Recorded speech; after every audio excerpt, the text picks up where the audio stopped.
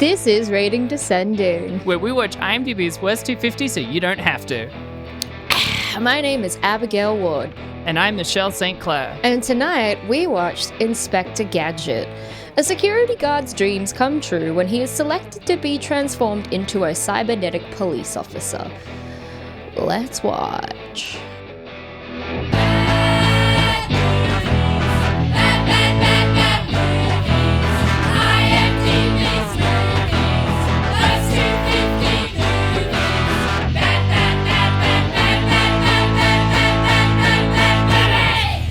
Michelle, do you want to kick off this episode with some beautiful ASMR? Yeah, some asthma.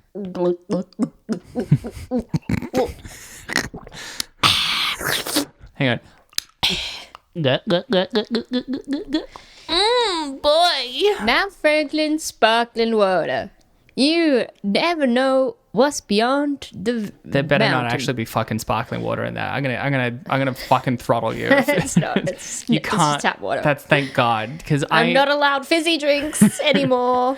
It's just- Mum. It's just I already have to deal with so many burps, and then all you do is go like, I'm gonna drink the frothiest drink that I have. Yeah. I always come in with a carbonated beverage just to fuck with you. I always go, hey babe, do you wanna do a glass of water? And you're like, oh no thanks, I've got this, the frothiest beer I've ever found. 1.5 liters of Pepsi Max. I'm good to go. Thanks so much. Sorry, it's all right. I'm just riding the dew. I come in with a slab of 24 cans of Coke and I Oh just my God. chuck them back just an hour before recording. Do you want any water? No, sorry. I'm just like finishing off my third fucking solo today. I was going to say the next step in this progression is for me to vomit, but I have vomited in my mouth on air already. Yeah, Tick. yeah, you have. Next thing I need to do is triple myself. Got to shit, cum, and vomit all at the same time. Yeah. Yeah. Oh fuck! I'm jitting. I'm fucking jitting. Don't say that. Oh my God. Oh, I think I'm gonna jerp. Jitting is disgusting. Jitting is pretty gross. I like jerp though. A burp's so satisfying. There's a bit more dignity to the jerp, you know? We're talking about a jeans Now, burp, hang on. right? I wouldn't describe it as dignified. Integrity. Yeah, the dignified integrity of jizzing and burping at the same time is astounding compared Unbeatable. to a jit. Have you watched anything good at the cinema recently? Hey, Michelle, have you seen anything good at the cinema? Yeah, I watched Jim Jerps All J, and it was pretty good. It was pretty good. Jim Jerps came out with a sequel? Yeah, Jim That's amazing. Jerps. Whoa. It's pretty good. Obviously, I came. Obviously, I was jacking off, Yeah. but it was pretty good. It was It's an pretty X-rated theatre. Yeah. Just a lot of men in trench coats and you. And me. I'm having a good time. She's progressive. We all got to talk about it, right? Want to go get a coffee after that? Talk about the movie? Whoa, that is wild. He put his penis where? I feel like we have a really good plethora of films out at the moment because it's Oscar season. Yeah. And like all the good shit, obviously they save it till the end of the year and they pump it out. But I feel like it's actually a really good run of films this year. Bro, 2022 will fucking go down in the history. It was a good year for movies. It was. I'm really excited for the Oscars this year. Obviously, one of the best movies out right now is Blueback 2023. Absolutely. Oh, if you're in Australia, go see it. see it at your local cinema. Absolutely. Probably for a matinee screening. Hopefully, they'll add some nighttime sessions. I've seen The Whale. I've seen The Menu. I really want to see Triangle of Sadness. I haven't seen it yet. I really want to see The Menu. Yeah, The Menu was fantastic. Yeah. I really enjoyed They ate it. a lot of food. No. Oh, They did a lot of crying though. okay. That's cool. Nicholas Hoult in it is such a standout. He was so fantastic fun. and so funny. Did anyone enjoy their food so much they jerped? Well, one of them jizzed halfway through the film. Oh, fuck, I jerped because of how good this fucking menu is, man. And then Ray Fine is like, oh my. I don't know. He's fancy. He's very good at playing the villain, you know? Yeah. And even though he kind of plays the same kind of villain again and again, you still get excited for it. That's because of his little gremlin teeth. Michelle, you don't have gremlin teeth. Thank you. I appreciate that. It's nice of you to lie in that way. Michelle is now convinced she has gremlin teeth. I just think I have a big head and a big body. So even if my teeth are average size, that makes them comparatively small. And also, I didn't realize how very pointy some of them are. Teeth are meant to be pointy. Yeah, but some people have, like that American style, like almost like fucking straight line teeth. Yeah, or but they're whatever. weird. I mean, Yeah, like, I don't not want to jump that. ahead, but you'd look like Gadget. So Whoa, what? Robo-Gadget from who's what? that? You're telling me Broderick didn't look... You telling me you wouldn't smash Broderick as Robo-Gadget? As evil Gadget. Those fucking, like, Jim Carrey and The Mask style teeth? Hell It's yeah. so why would you want teeth to look like that? It's good. You have normal, nice, pointy teeth that is good at eating food. Thank you. You nailed it. Thank you. I really appreciate that. You're welcome. Besides, everyone loves gremlins. Yeah. I think we just need more positive teeth talk, Yeah. in hell this yeah. podcast. I feel like, we've been down on a lot of teeth, and I think it's time to build ourselves up, build up our dental confidence. Yeah, Yeah. I like that. I've described myself as feeling like a little gremlin that everyone thinks is a person. And so I'm like going like, yes, I'm a person too. It And seems I'm like you're going actually around. just a person that everyone thinks is a gremlin. And that's nice, isn't it? That's comforting. No, that felt really mean. Well, I can't let you get too egotistical about your teeth. I've got to bring you down somewhere. That's what was happening in that moment. Is I was getting too big for my fucking boots. Can't stroke your confidence too much, I've really got to keep you down. You have to? Is that what you have to do? Is keep me down? Contractually obliged to bully you and keep you down. All right, hang on. And then you hear that like of me like flicking through a very lengthy contract. I'm like, oh my god, that is in here. I signed this? What the fuck? Like, I knew that it was pretty heavy on the we have to do this podcast, but like, wait, Abby must belittle Michelle if she ever is deemed too big for her boots? I also have a burp quota in the contract.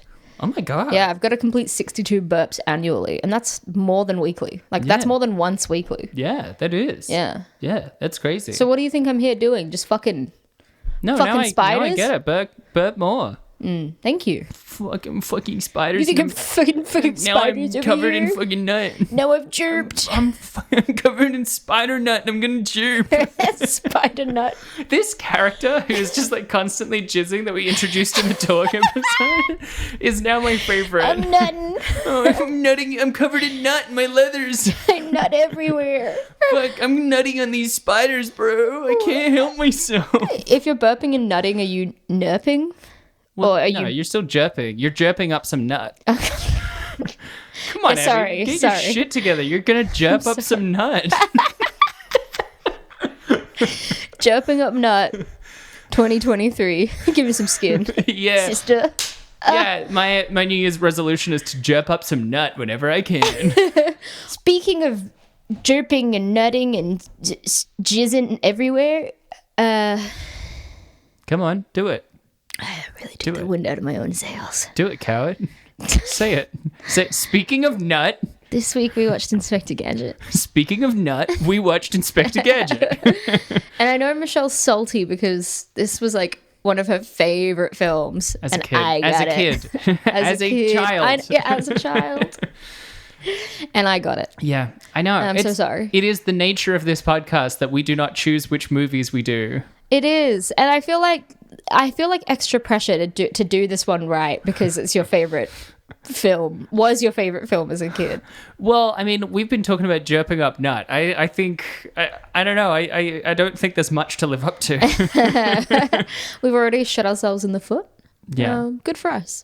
Yeah. Yeah, this week we watched Inspector Gadget, and it was I don't think that I've watched know. the full thing. Shut the fuck up.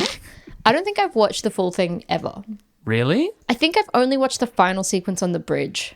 And it's probably because Really? you were watching it. Oh, just fuck off. You probably were. You were probably showing it to Brooke or something, and I came in and saw the finale of it. Yeah, I did mention last week that there was a point either last year or the year before where I watched it unironically with Brooke, Yeah. only to then discover it's on the list. And I was like, fucking hell. Yeah, yeah. I was like, oh, did people like that movie? And then I was like, 4.1. Wait a minute. And it was, it wasn't that bad, to be honest. I certainly think compared to some of the fucking rubbish we have to watch, this is pretty decent. It actually is. Dece Like, the nuts. production quality is high. It looks like a movie. They've got Oh, yeah. Matthew Broderick. Oh, yeah. They've got, what's her name? Jolie Fisher, Carrie Fisher's fucking half-sister. Yeah. From Right? mostly known, in my opinion, from The Mask. She loves boys with big teeth, She baby. does. Big, white, plastic rows of teeth. Yeah. Jumping down. Well, also, it's got fucking Rupert Everett, who, like, I know is fundamentally... So, like, I've also watched the original, not comic, cartoon. Have you ever seen it? I watched a bit of it today so that I could that's understand nice. how it sounded and what it looked like.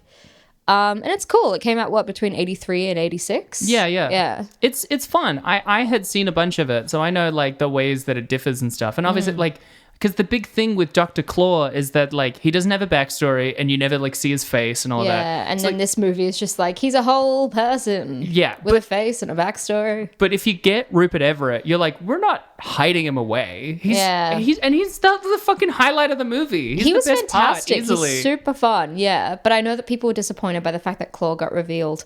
And also, like, Brain doesn't talk in the movie, but Yeah. he talks in the show. And also, there's like no Penny action. The whole gag of the cartoon is that Penny is the actual fucking detective who Yeah. can solve crimes, and Inspector Gadget fails upwards. In Yeah. this, she solves no crime. She's just running around after him, being like, Uncle John! Uncle John, Uncle John. Yeah. And again, Brain doesn't talk, so Brain doesn't have a personality. He's just a cute little beagle. He's just a dog. Yeah. So I understand why people would be disappointed. Yeah. But also, I mean, it is just for fucking kids. Kids aren't as discerning as adults. I feel like a lot Yeah. of kids probably saw this in 1999, like you, and were like, that was sick. Yeah, I saw the movie before the show. Yeah. Like, I think there's a difference in adaptations that are like trying to say, take a book or whatever and like translate it for a new audience. And so like you want it to be the same thing, but in a different medium. And then there's the adaptations like this, which are like, oh, it's for like a new generation. So it can be different in some ways because it's its own thing. You know, I feel like those are two different styles of adaptation that are both valid. Yeah. You know, Yeah. they're entirely different. Like the Battlestar Galactica revival is so different from the original, but it's a fucking great TV show. It doesn't matter. Yeah. Definitely. Well, it was a charming film, you know, like Yeah. very watchable.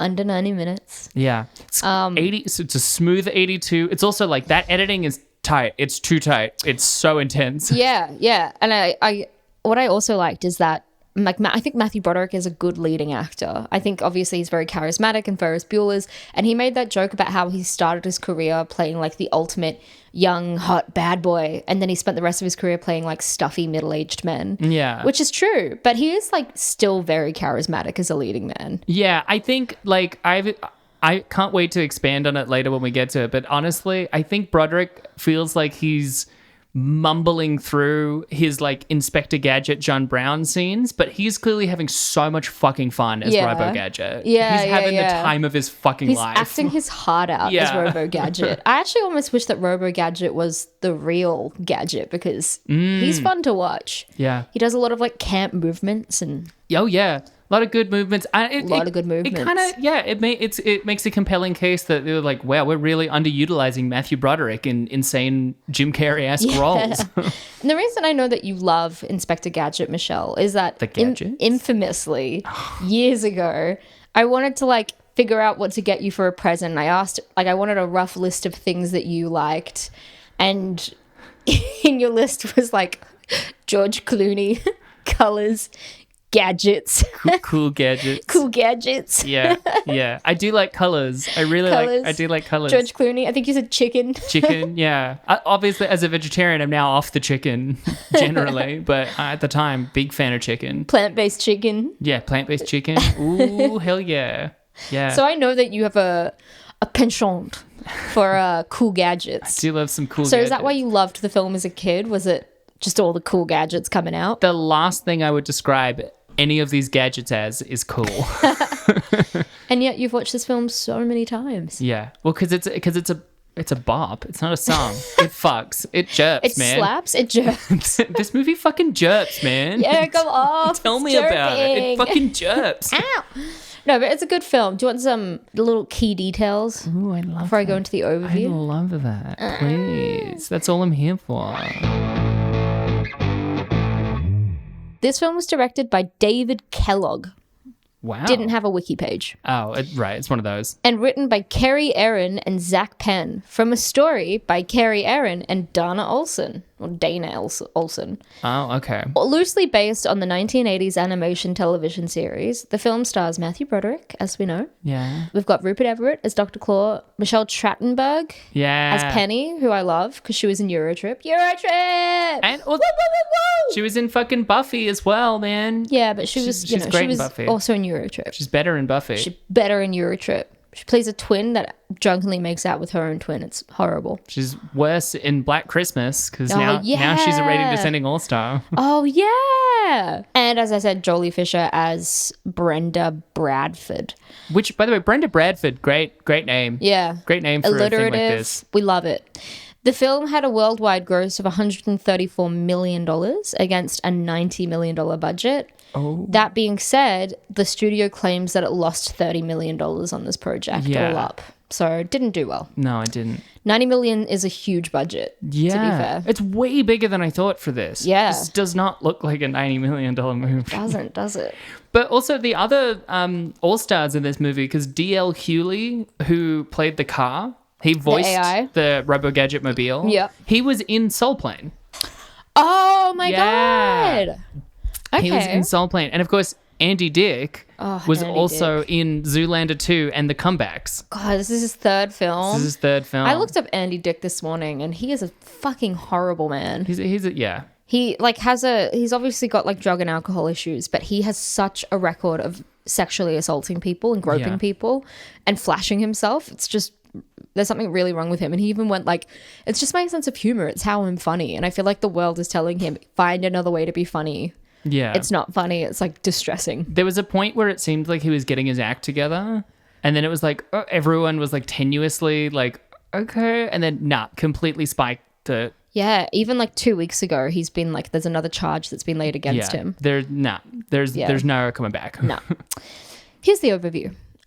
John Brown works as a security guard for a robotics laboratory and is in love with Dr. Brenda Bradford, who is designing android officers for the local police. When Sanford Skolex steals her technology, John chases after him and is left almost dead. Skolex's hand is crushed, resulting in his new appendage and name, Claw. Brenda transforms John into a crime-fighting cyborg with the alias of Inspector Gadget, who is powered by a control chip. It's really funny when you put it like that. Claw gets close to Brenda and uses her research to build his own android, Robo Gadget, sending him out on a rampage across the town to frame the real Gadget. Gadget gets deactivated, but a kiss from Brenda awakens him. Gadget defeats Robo Gadget by removing his head, and Brenda is taken hostage by Claw in a helicopter. Gadget saves the day with his gadgets. Claw is arrested, and they all live happily ever after. Yay. Yeah. There was so much stuff about, like, in a lot of the movie descriptions, it was vivid detail about exactly how the gadgets worked and what they did. And I was like, I'm not going to talk about how he puts on a helicopter hat or, like, has a helicopter hat and then deploys his... is probably the most iconic gadget, which is why it's played in the movie. You know, that, like, every time there's a nostalgia bait thing where it's, like, a movie based on something that the parents or current audience watched as a kid, then it's, like... we have to treat the thing that in the original is just an incidental part of the world with reverence. So like when she's like, I made this outfit for you, and it's like this like big shot of going like whoa, and it's a fucking trench coat and boots and a hat on a shelf. He wears that in the 80s because it's a fucking French cartoon, and they're like, that's what an inspector looks like. Yeah, they really took time to do this like tracking shot up the suit, and it's like it's a school shooter trench coat. Well, it is now. Jeez. Me and Claude were talking about this the other day because I was like, it's hard for men to pull off a trench coat these days because it's got bad vibes. Like Claude bought a trench coat and then he was like, just be straight with me. Do I kind of look like a school shooter? And I was like, yeah. Well, we're in Australia, so he's okay. Yeah, but he was more asking, do I look angsty and edgy and like I would like to be a school shooter? And I was like, you do. I think you wouldn't if you like do it up properly, like proper trench coat style. And he wore like a little fedora with it. But then that's another bad vibe. Well, I didn't say that. I just...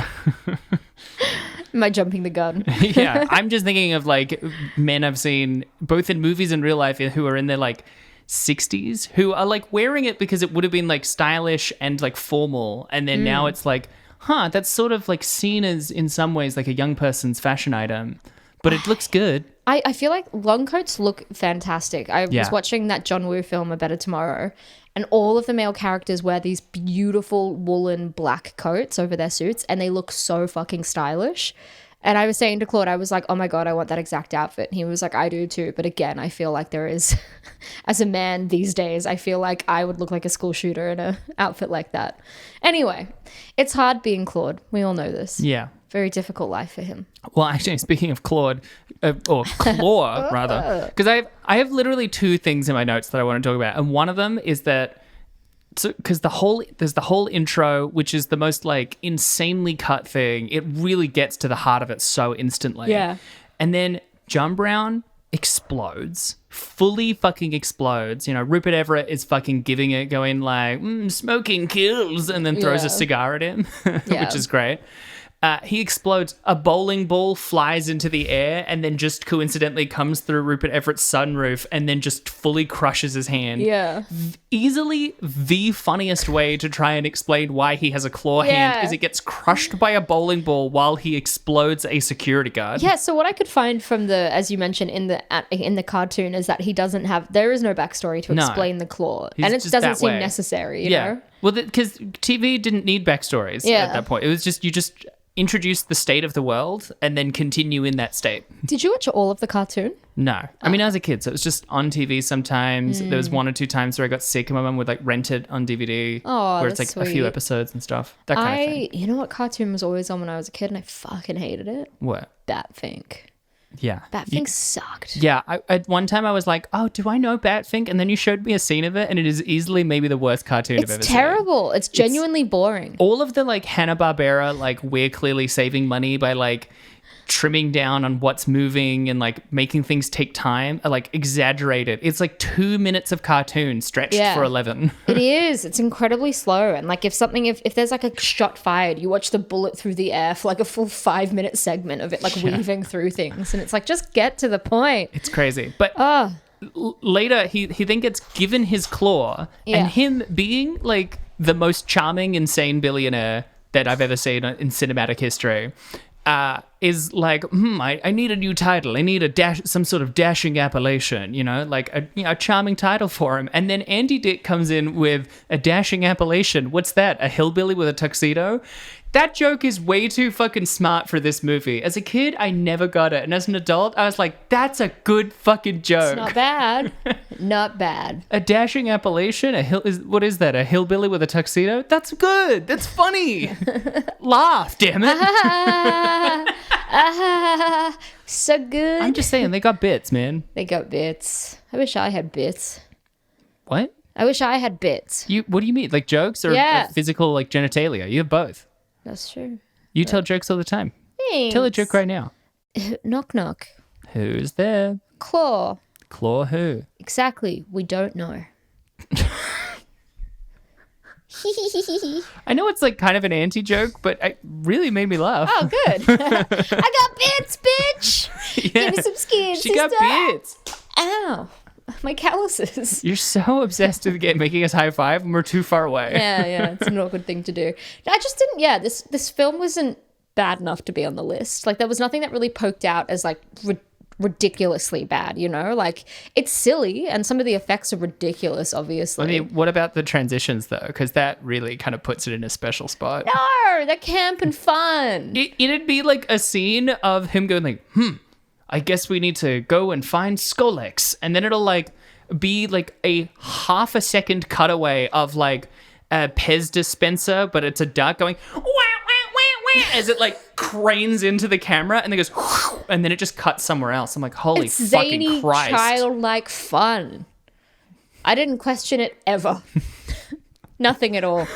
Including as well, like, you can tell this is before 30 Rock made the cutback gag, like, just part of the popular lexicon instead of being a niche thing.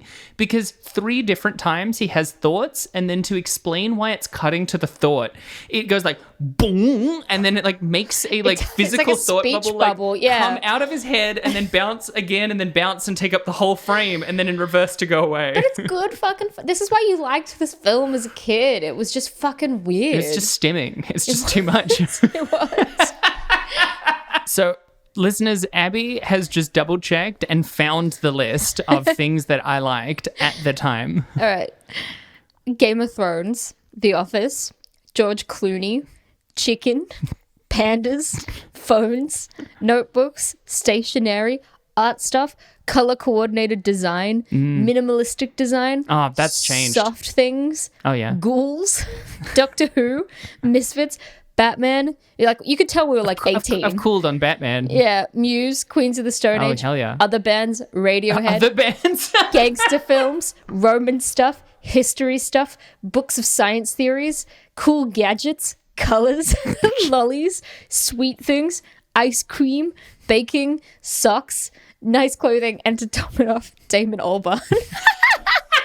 There were two people that made it onto the list, and it was George Clooney and David Albarn. One of whom I like a lot more than the other. I would not now put George Clooney in my top favorite Yeah, I don't know things. where George Clooney came from. I feel like you've never been a huge George Clooney person. I was going through a real phase where I was like, he's pretty funny. It's because I had just watched a bunch of like Coen brothers, and they really know how to like make him funny. Yeah. And he's great when he's funny. He really is. Yeah. I watched Up in the Air again recently, and it's such a nice, touching film. Yeah, it's it very is. sweet. Yeah. So, yeah, I mean, I'd say some of that has changed, more that I've cooled on things, or in the case of minimalist design, just completely opposite. But Maximalist everything. a lot of that is pretty consistent. Yeah. Look, I know that you're a big, like, it's weird because I should be the one defending this movie and you going against it. But currently, I just want to make the case that there are reasons that it's bad. And one of them is when he comes back from the power of love. Yeah. Yeah. Because he's got the central chip. Abby mentioned it in the overview, the like central nervous system chip. I have a quota. We've gone through it. Brenda explains, if I remember correctly, that it amplifies the electrical signals in the brain, which is what allows him to power his whole body and also like coordinate it all together. Yes. Right? And it gets deactivated, the chip. Claude takes it out and then obliterates it. Yeah. But then the way she reactivates him, and they establish this in the beginning, is that they're trying to move this foot. Yeah. And she goes, it's not the thought behind it, it's what is it? Like, it's like the will. Yeah. The will to do it, which made no sense. Yeah. I remember they screamed it. They were like, it's the will to move the foot. And I was like, what? And then it comes back later when she kisses him, and he doesn't have the thought to do the gadgetry. But like, He has the will. but like, he still can't power it. You still can't do it. He's dead though, right? Yeah. Like it's one thing when it's like, oh my god, there's an evil ghoul. I know, it's our heart. That's what'll stop him. Power of friendship. If we're not afraid, he can't get us. I Whatever, love you right? so much. The power of love brought him back from the dead. Like fucking Guardians of the Galaxy, where it's Yeah. like, if we all hold hands, we can do it. We are the guardians of the Yeah, galaxy. but this. He's a computer man. Like Yeah. I can't turn on my computer if it's not plugged in. Yeah. There's no getting around that, man. Yeah. I don't care how many times you kiss him on the cheek, bro. No. And even when he comes back to, like, because he's basically almost dead, and then she makes him a robotic cyborg man. I have a thing about this. And then he comes back and he's like, I'm not me anymore. Like, I don't know what I am. I don't feel like a person Yeah. anymore. And I was like, that's really dark. Well, because he exploded. Most people, when they're in a traumatic injury like that, don't remember the moment, Yeah. right? So he probably doesn't remember the explosion. He remembers like being on a case, and then he wakes up, and they're like, "You are not a human being." Because he's not a cyborg with human bits. He is a robot Yeah. in a skin suit. Yeah. Right? They're like, you're not a person. He takes you're a it robot pretty now. well. Yeah. He takes a lot of Like, things really he freaks well. out, but he does get over it pretty quick. Yeah. He's good. Like, that should be the whole movie. You wake up and you're not a person anymore. Yeah. No, he takes it really well. He does say, again, when he's talking about the feeling of it, I thought it was a really morbid bit. Yeah. Where he's like, I don't feel like me anymore. I feel I'm dead. Well, I noted in the credits that Broderick is credited separately as Robo-Gadget, Inspector Gadget, and as John Brown. Wow. Which to me implies that definitively yeah. John Brown and Inspector Gadget are different entities. John Brown died that day. And so they made a robot with John Brown's memories. That's so creepy. Right? Yeah, John Brown just died.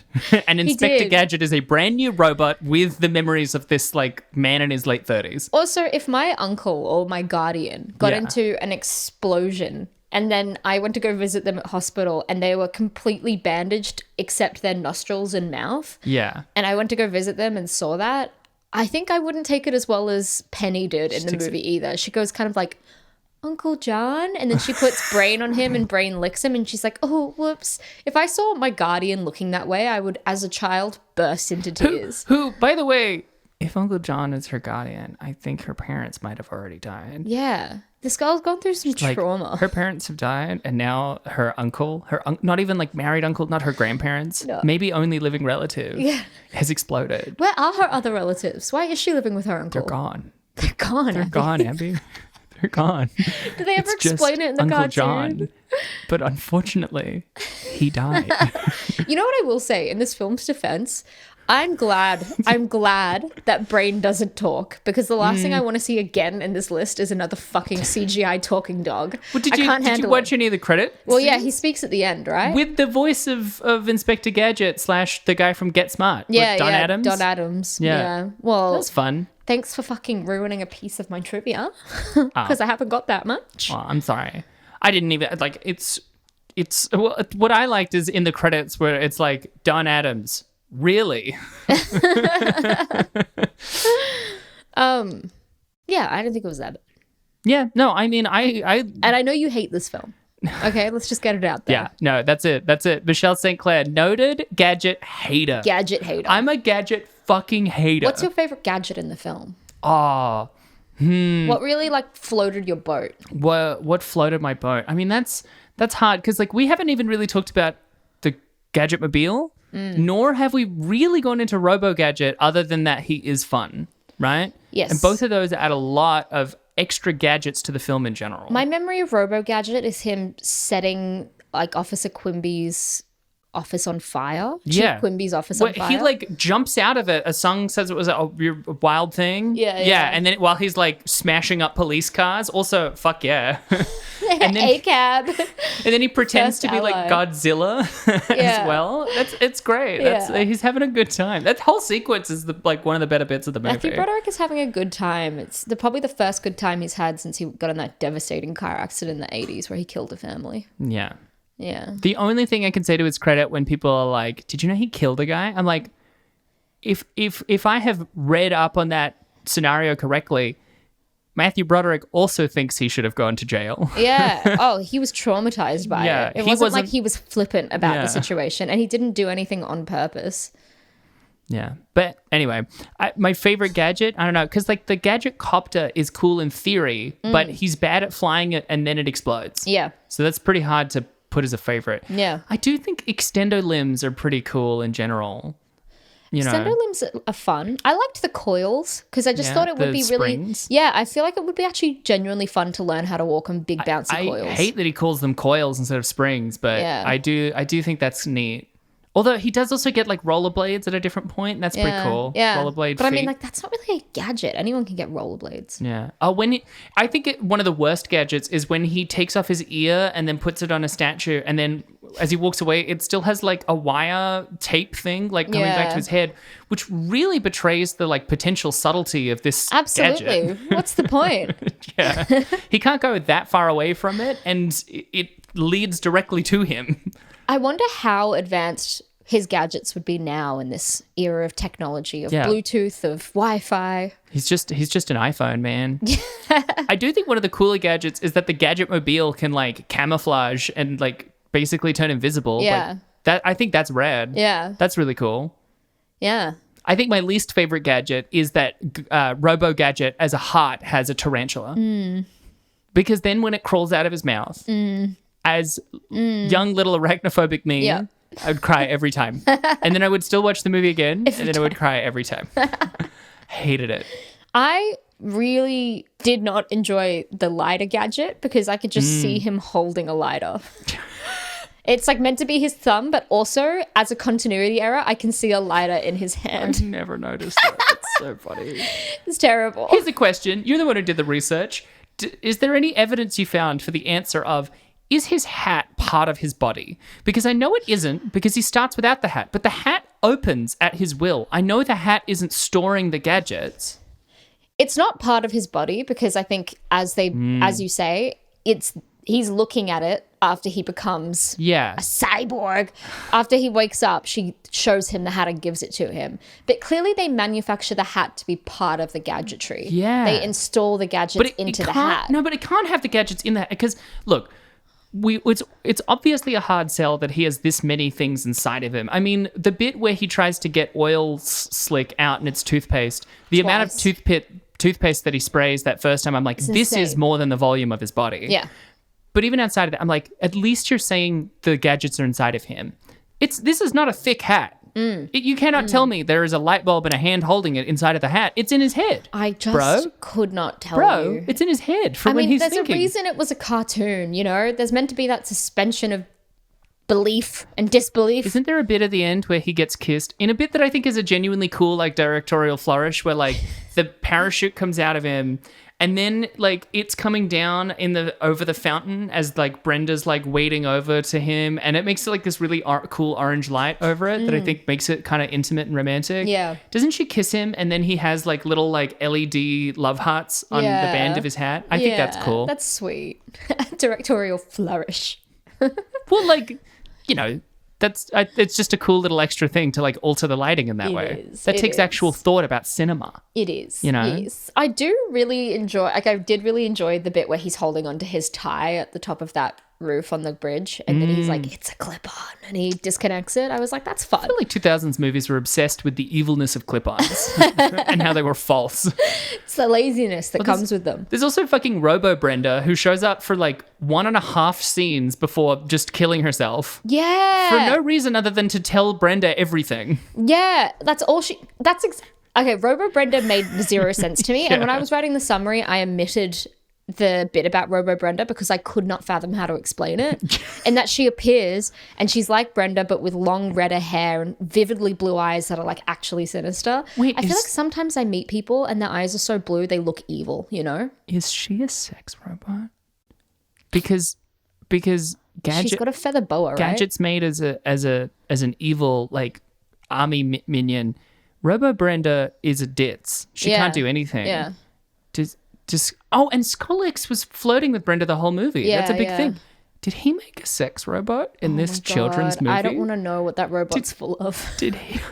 Oh, fuck. That's not toothpaste. Oh, Brenda, I'm jitting. Also, I liked the bit in the helicopter at the end when she's like, I liked it better when you were fat. And he's like genuinely like so hurt by that. No, wait, he seems like he's hurt, right? This is what I like about it. He's like, oh, and then he's like, bring on the brownies, bring the He's like, he's kind of like binge eating. Fuck yeah, I can just be fat. I don't have to put in, that's great. The body positive Inspector Gadget. Oh my God. The first film to be body positive. 100%. On this list. Yeah. I feel like it's so weird. We did grow up in a time where we particularly like grew up in the era of like heroin chic, really straight, really skinny bodies. But then I look back to like the 80s and 70s and diet culture and being as skinny as you can was just as pervasive as it is now, like it was then. And we really have made a lot of tracks to be like, nah, it's fine. We need to undo that shit. What I want to know, because it's genuinely hard when you're not of the time because contemporary things are different. How much of the 70s and 80s diet, especially 80s diet culture, was aimed at children and teens in the way that 2000s diet culture was? I think it still was because you had girls' magazines and women's magazines, and there was still the same thing that mothers would hand down to their daughters of you can't get fat. Yeah, there's a lot of that. Yeah, of course, definitely. And I think in the media, I think it was...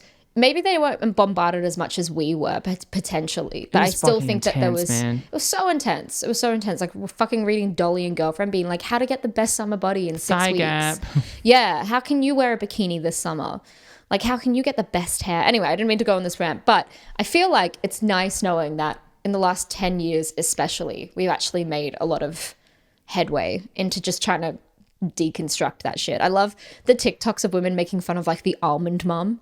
Yeah. Where they're like, ooh, are you hungry? Why don't you have 5 almonds? Dinner's in 4 hours. You know, it's painful, but that's what mums were like. Yeah. Anyway, do you want some trivia? Hell yeah, baby. Okay. IMDb trivia. Michelle, you're not going to believe this. Don Adams, the original voice of Inspector Gadget, Whoa. provided the voice of Brain in the closing credits. I love this. Well, this is actually a stupid piece of trivia, but I'll include it anyway.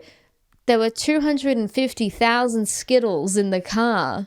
Yum.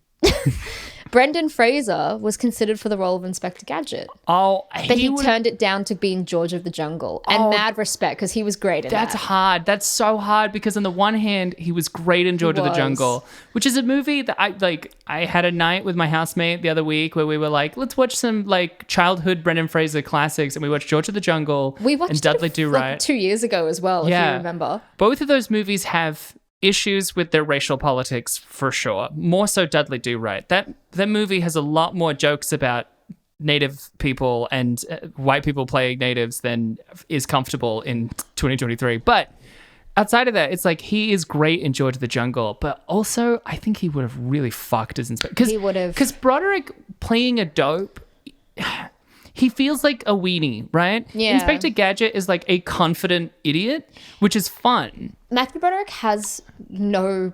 I really like him, but he's not as charismatic as Brendan Fraser would have been as a dopey security guard yearning to be a cop. Especially because it means he comes up, like, because he's a wannabe cop. And you really get the impression you're like, this guy is really interested in being a wannabe cop. Like, he's not like a dopey dork. This guy, like, thinks he knows all of the moral rules and is a I don't know. I'm like... There's something like shirt fronty about it. Yeah. You know what I mean? Yeah. I'm like, I don't think I like you, man. Whereas Brendan Fraser, I think, could have been a little more slick with it. Absolutely. I just love that Brendan Fraser is like the opposite of problematic, is like genuinely a nice dude that's getting a career comeback. It's just so wholesome. It is wholesome. It's good fucking shit. At the same time as Ki Kwan as well. Ki Kwan? From like yes. everything. Yeah. Is he up for Best Actor for the Oscars? I think he is. Supporting, yes. Yeah, because he's not the lead in that. Brendan Fraser is up for Best Actor. Yeah. That's what I mean. It's a good year. So it's a 5 out of 10 because you said it's a good year. Oh, fuck off. The shooting script revisions dated 18th of August 1998 includes the following writers. Dana Olson, Jeff Berry, Kerry Erin, Zach Penn, Gary Ross, Kerry Erin again, Edward Neumeier, John Hamburg, Michael McCullers, and Audrey Wells. That's too many people helping on this script. Did they get Ed Neumeier in because of RoboCop? Because unlike the original cartoon, this movie feels like it's trying really hard to riff on RoboCop. Yeah, I think so. Because again, he's just a Robo-Man in the original. I don't think he exploded and they turned him into a thing as an experimental program. But like rewatching it this time as an adult who has seen RoboCop, I was like, it's RoboCop. Yeah. They made RoboCop. It's silly RoboCop. That's too many writers helping on a script. That's too many cooks will spoil the broth. Yeah, well, it's on this list. Yeah. Broth fully spoiled. Do you want some reviews? Oh, you know I love it. Reviews! On Rotten Tomatoes, the film holds an approval rating of 20%. The site's critical consensus states, despite an abundance of eye candy... What? I don't know what Who did they think was hot in this? Is it Matthew Broderick? Is it Matthew Broderick? Is it Brain? The film doesn't amount to much. That's the end of that. Lawrence Van Gelder of the New York Times stated that it wastes a lot of good talent. In his review for the Chicago Sun-Times, Roger Ebert gave the film 1.5 stars out of 4 and mentioned that fans were angered when Dr. Claw reveals himself in the movie, which is fair. Wait, he doesn't reveal himself. He begins reveals. Yeah. There is no reveal. He's there. Here is a 10 out of 10 review left by Clock Water Bottle. And the subject is, this is a good movie. I don't know what everyone is going on about this being a bad movie. In fact, it's probably one of the greatest movies ever made. What? I remember loving it as a child, and with the introduction of Disney Plus, I have rewatched it and found it's even better than I remember. Matthew Broderick in his best role ever. Forget that Ferris guy. Officer John Brown is where it's at. I love the part where he grabs the man's balls and his eyes bug out. Lol. There could have been more fart jokes, but it's okay. This is one of the best movies ever made. 10 out of 10. There could have been more fart jokes, but it's okay. It is true. There were 0 fart jokes in this movie. Yeah. As far as I can remember. Yeah. I do think, well, I mean, gadgets and farts, there's a lot of comedy potential in there. You know, what if he farts out a little gadget? Number 3, sequel? Tri-sequel? Inspector Gadget 3? Yes. Jarts everywhere? Jerps and jarts. Hey, you know, piece of trivia that I knew is Inspector Gadget 2 is mostly shot in Brisbane. Really? Which is why a lot of the supporting cast is Australian. Is it on the list? And also, if you've ever been to South Bank, you can really tell. It just looks like South Bank. They didn't dress it up at all. Oh my God. I don't think it is on the list. I feel like I've seen Inspector Gadget 2, by the way, because of you. It's got French Thomas instead of Matthew Broderick. The only cast member who comes back, I'm pretty sure, is the car. It's a lot more like the cartoon, though. Yeah. They just ignore the movie and then just go like, I don't know, it's like the show. Oh, okay. This is another 10 out of 10 review left by Go Have Fun in 2020. And the subject of it is LOL. My friends and I watched this together and laughed our asses off. To be honest, it's not a good movie. 10 out of 10. That's the whole review. And here is a 1 out of 10 review left by Jane-42. And the subject is, this is not just bad, it's very bad. And I chose this because she wrote it like a poem. And I don't think she meant to. It certainly doesn't sound like a poem when I read it out, but it is written like a poem. Like paragraph wise? Laid out Okay. in stanzas. Wow. Well, where to begin? Let's just say this. Avoid this movie at all costs. It's based on a cartoon series. The movie makes the cartoon look like Hamlet. Filled with emasculated actors who seem embarrassed to be here. Lousy camera work. Terrible music. And enough product placement to make you never visit Yahoo again. This movie is really the bottom of the barrel.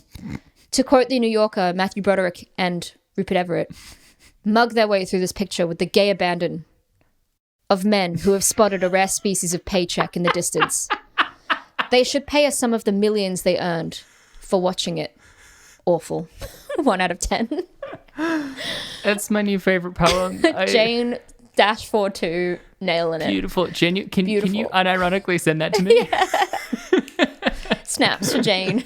Hell yeah, Jane.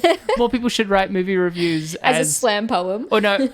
More people should write movie reviews and then format them as a poem. Yeah, 100%, 100%. We should have like a slam poetry night where we're just reading out IMDb reviews. If you have your own reviews of these movies as poems, send them to reggiesays@gmail.com. Well, Michelle, that was Jane-42's slam poem. What's yours? This is really hard to review. Gadgets coming at me. Matthew Broderick seems like he's having a rough time, but also fun. Interesting. Claw, did we need to see him? His face shrouded in black, angry, nubile. This is a hard movie to review because, like you said, it's not as bad as the other things on this list. No.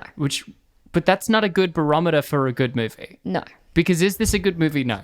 No. Is it? I think I would have been harsher on it 2 years ago. Is it made well? No. Does it flow well? No, absolutely not. Are the actors doing a good performance in it? Apart from Rupert Everett and Broderick as Robo Gadget? No. Not particularly. No. Does it have good structure, at least? No. Not really. No. Not at all. No.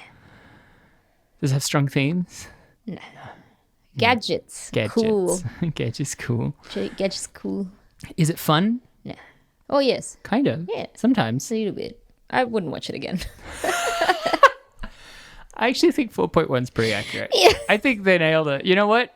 I think this time the IMDb audience nailed it. I think 4.1's pretty accurate. I've seen a lot worse, but it's not good. I think I fully agree with you. I think I'm just sitting here a little bit ashamed because I've spent this whole episode being like, it's not that bad. And just in this moment, did it really hit me just how it is actually really bad? It is actually quite And then it's made movie. me question, like, am I in the right position to dish out reviews? You know, like I feel like I can't trust myself No, again, anymore. we're part of the study. I know. Can you melt two people's brains? We were smart when we We were. started I this. feel like the first couple of episodes, we really had like proper critiques. We really analysed the films. And now it's just about, we have to delude ourselves to get through it. Gadget good? Speaking Gadget was very good. Because you see, it had all of the things that make it good. There was no sexual assault in it. And it was 90 minutes. And it was 82 minutes. It's 10 great. out of 10. 10 out of 10. I don't trust myself anymore. 4 out of 1. 4.1 out of 10. Yeah. 4 out of 1. On the one hand, I want to be It's my like, we don't need to have a hot take. It can just be 4.1. And I'm like, what are we doing this podcast for, man? Yeah. Yeah. No, we don't believe in the number system. That's our real life stance. We have to. We're Yeah. obliged to. Contractually obliged. 4.1 out of 10. Legally bound. Yeah. Forever. Yeah. IMDb baby made us sign it at a crossroads is, I think, the law we've established. It's tough I because don't know. Go back and listen to the old episodes. Back before we were corrupted by this list, we came in so hopeful, so energetic, full of life, naive, innocent, little babies. And now we're just trying to get by. Yeah, we had to take 3 months off because I was so burnt out, and I'm not gonna lie to the audience and say this didn't contribute. Yeah. Oh, it absolutely did. There's You no watch way. a bad movie every week and you fucking see how it is for Yeah. 2 years. There's no way when I was in that state you could have told me like, oh, next week we're gonna watch Thunderbirds, and I would have been like, thank God. I would have been Yeah. like, come on, man. Yeah. Don't make me do this. Well, Thunderbirds was pretty fun. guys, we are on social media. Did you know that? Did you know? We're on social media. We are on Twitter at Come on, you got Rate this. Descend Pod. We're on TikTok at Rating Descending, or you can email us at ratingdescending@gmail.com. We love the emails. Don't be shy. You're our best friend. Don't be shy, and our number baby. one fan. Oh yeah. But you know, if you liked us so much, you would like, fuck, man, they were so good. Do they do other things? What about just their like general lives and shit? Well, then you can find us on our own social media, and you can find me on Twitter and Instagram at michelle.stclair. Or you can find me on Instagram under Abigail J. Ward. And if you liked us to that level, then surely that means you like us enough to leave us a review. Sounds a bit desperate, but okay. We are desperate. No, I mean for them to leave us a review. Oh, That's a bit no. desperate. I think that's fat cock energy. that's some fat lips energy. Holy shit. Ooh, my God. Labia everywhere. And Big I lip love energy. that. Yeah, we're taken back from like porn, like, no, you have to have a labiaplasty to get rid of it. Nah, we're all about thick lips and thick nips. Yeah. Proud of my beef curtains. Oh, that's pretty rough. Sorry. So leave it. Actually, don't leave us a review after hearing that. After hearing that, give us a week. Give us another chance. Yeah, please. Come back next week. I swear we'll be better. Maybe. Who knows? I swear it. I swear. I promise you a 5 out of 5 next week. And what are we watching next week, Michelle? Well, next week we are watching The Adventures of Rocky and Bullwinkle. Ooh. Which, it's funny that we were talking about Dudley Do-Right then, coincidentally. Is it? Why? Dudley Do-Right and Adventures of Rocky and Bullwinkle were like the same cartoon. Or I'm pretty sure they like shared an airtime, or one was a spin-off of the other or something. I didn't know that. So, yeah, they're related to each other. They're both live-action versions of those movies. No way. Yeah. Well, that's something. Yeah. I learn something new every week. You know, this is another then I forget movie it. I watched as a kid. Oh, also, we'll have special guest Julian Leger. Very exciting. Yeah. So, I don't know. We'll catch you then. All Give it a right. listen.